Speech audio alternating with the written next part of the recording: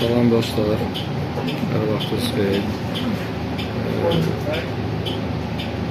Klinikadan qayıdıram, biraz üzüm şişkindir, burada sayın. Biraz iltihab başıma geldi dişimdə. Müalicəsilə məşğuluq, antibiyotik falan atılır.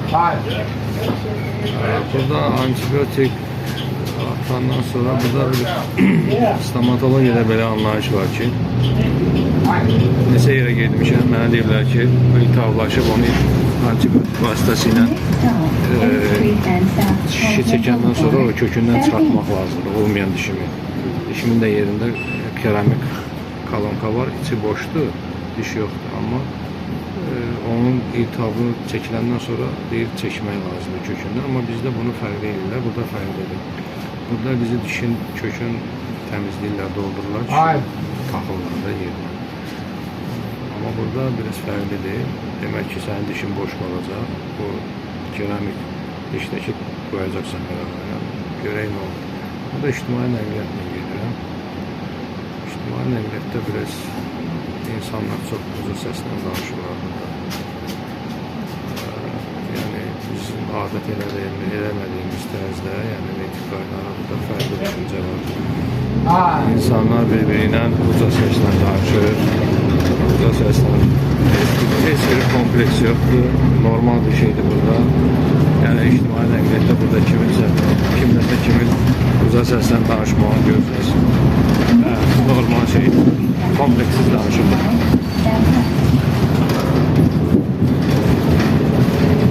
Biletlerdeki bir bilet alırım, bir dolar 25 değil. Biz saat yarım ərzində həmin biletlərdən təkrar istifadə edirəm. İstənilən avtobuslar. Dayanacaqlarda burada bir şey var ki, biliyorsunuz burada avtobus sürüyor.